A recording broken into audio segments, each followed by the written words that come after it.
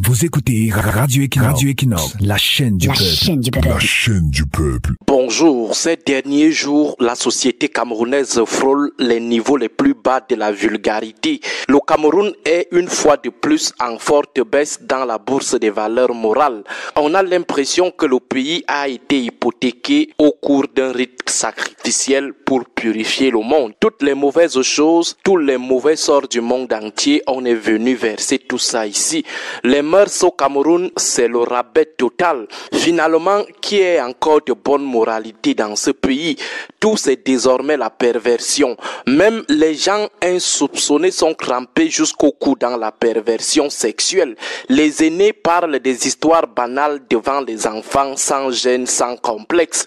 Les histoires de prostitution se racontent en public sans retenue. Les hommes narrent triomphalement devant tout le monde leurs multiples infidélités et ils sont acclamés, et tout ceci devant les enfants qu'ils sont censés éduquer, pour qui ils doivent servir de modèle. Les femmes qui étaient les dernières à parler des choses du sexe en public ont pris désormais les devants dans la vulgarisation de la luxure. Dans les bars, les marchés, avec leurs copines devant les enfants et leurs petites sœurs, elles vantent leurs exploits en matière d'infidélité et de multiplication des conquêtes. Les femmes qui jadis avaient honte de parler de ces histoires en public sont désormais celles-là qui défient les hommes en public. Ce sont elles qui lancent maintenant des défis aux hommes et parfois aux inconnus. Le sexe connaît une terrible banalisation.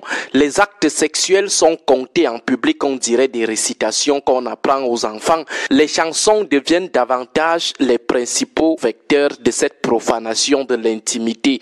Avant, on essayait même de masquer avec un langage codé, mais aujourd'hui, c'est l'exposition à l'état brut. O est appelé O, M est appelé M. Avec la vulgarisation des vidéos et pour rendre la perversité plus audible, rendre le langage de la pornographie plus audible, on associe des images, des scènes impudiques qui expliquent calmement la débauche aux enfants. On leur apprend méthodiquement comment prospérer dans la perversion sexuelle et on est surpris de voir les élèves de plus en plus investis précocement dans une sexualité anarchique qui inspire le dégoût et la révolte. Les aînés ont décidé de les initier très tôt dans la pornographie.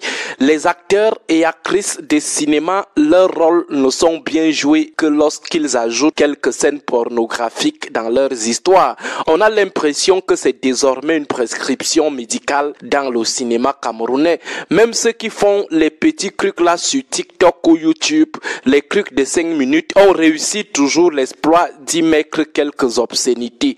On ne peut pas aussi trop en vouloir à ces artistes, comédiens et cinéastes du porno. Ils produisent aussi en fonction des goûts des consommateurs, même si certains goûts sont imposés et finissent par être adoptés. C'est nous, les consommateurs, qui encourageons cette économie de la perversion sexuelle. Les entrepreneurs de la débauche ne produisent que ce que nous affectionnons. Ils ont aussi des factures à payer, alors il faut produire pour vendre. Produire ce qui est rentable. Ils livrent juste la commande de la société commande de plus en plus les productions qui vantent les mérites de la perversion sexuelle. Mais ce qui choque quand même, c'est la reproduction de la débauche des productions artistiques dans la vie réelle de ces artistes. On se dit parfois que c'est juste une affaire de vente, de conquête des consommateurs, mais après, on réalise qu'ils sont eux-mêmes des fans de la débauche et font la promotion de cette vie censée être privée dans l'espace public. Les gens racontent leurs choses de l'homosexualité comme si c'était une pratique normale. Les gens racontent comment, dans leur vie privée, ils ont fait la revue de toutes les femmes ou de tous les hommes de leur milieu et de façon décomplexée, sans honte. Et les populations, leurs suiveurs, se délectent bien même de ces reportages pornographiques sur Facebook sur les mœurs sexuelles réprimandables de leurs stars, de leurs chouchous. Parfois, ces mêmes suiveurs, ces populations défendent ce nouveau régime de promotion de la débauche. Ces stars se sentent aussi encouragées. Elles sont fières d'être des influenceurs qui influencent la société par la perversion. Pourtant, parfois même des pères, des mères de famille qui devraient éduquer ou leurs enfants les regardent même souvent comment à la maison lorsqu'ils lisent dans les réseaux sociaux que maman est une déesse de l'économie du sexe, lorsqu'ils lisent dans les réseaux sociaux que papa figure cette semaine en tête du hit parade des hommes les plus vulgaires dans l'économie de la débauche sexuelle. Pourtant, parfois des aînés, des papas et des mamans d'un âge considérablement avancé, mais curieusement, ils ont toujours un comportement de jeunes pubères. On dirait qu'ils venaient de connaître leur puberté.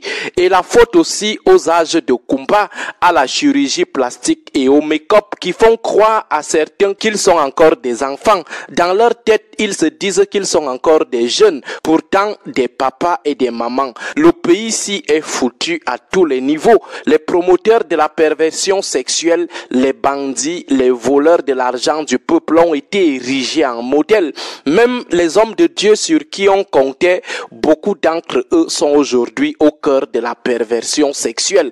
Ils figurent parmi les principaux consommateurs des produits de la pornographie vulgarisée. Bonne journée à tous. Radio Equinox 93 FM, la chaîne du peuple. 93 FM, la chaîne du peuple. La chaîne du peuple.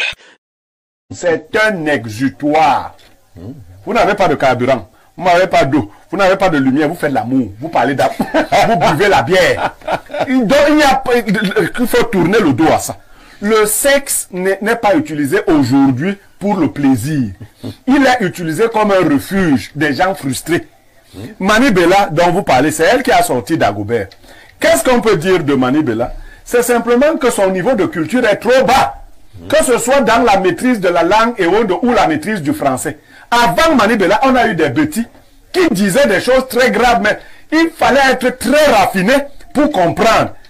Quand Catine vous chante Ekobo, la peau, comme la tête du corps. Mais attends.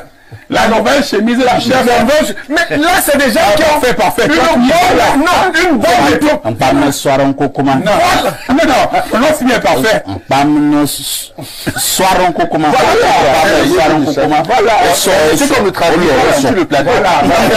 Cela signifie la nouvelle chemise du chef. Voilà. Qui va à gauche, droite, qui va pour laver, pour être encore lavé. Voilà. Donc, ça, c'est des gens, parce que dans toutes les cultures, on parle d'obscénité. Même les plus grands en ont parlé. Des gens comme Iboalotin. Tout à fait. Dans des chansons. Mais quand on n'a pas un niveau de... On est vulgaire. Parce que Mani Bella est vulgaire. C'est son niveau. Comment ça? C'est les filles de cabaret. Comment? Elle est vulgaire, mais elle ne sait pas parler. Non, Mani Bella t'a fait quoi? Mani Bella n'a rien fait. Je dis ce qu'elle est. C'est pour cela qu'elle dit les choses de manière vulgaire. Elle dit... et toi, tu n'as pas suivi Dagobert. Pas encore. J'aime Dagobert quand il est long. Bon, et elle répond à Richard Bonan, c'est qu'elle a dit à Richard Bonan, je m'excuse si j'ai touché ta sensibilité par rapport à ton Dagobert qui ne serait pas long. Voilà l'éducation de Mani Bella. Voilà, donc c'est l'éducation de la rue qui parlait. C'est les filles de la rue. C'est les filles de la rue. On va dire comme ça. Mani Bella, non, il y a une qui a fait de bonnes études là. Majwa Ayi. Tu ne peux pas entendre Majwa Ayi dire Dagobert est long. Mais Majwa Ayi va le dire avec finesse. Donc, il faut renvoyer Mani Bella à l'école, la former un peu. Il ne faut pas seulement en dehors de décapage et tout. Mani Bella, c'est la rue. Donc, on ne peut pas laisser de telles musiques, surtout dites en français par exemple, dans une culture comme la nôtre. Mani Bella. Non, je préfère peut-être que tu en peux exciter. Non, je préfère le lui dire comme ça, qu'elle est une enfant de la rue. Laisse alors Mani Bella. Non, Mani Bella, tu es une enfant de la rue, et ce n'est pas comme ça. Faut pas gâter. Et puis, on n'a pas demandé. On n'a pas demandé qu'on nous chante les cantiques à l'école primaire. C'est pas ce qu'on a demandé. Mais quand même, n'allez pas détruire les tout petits. Oui, ils sont sensibles.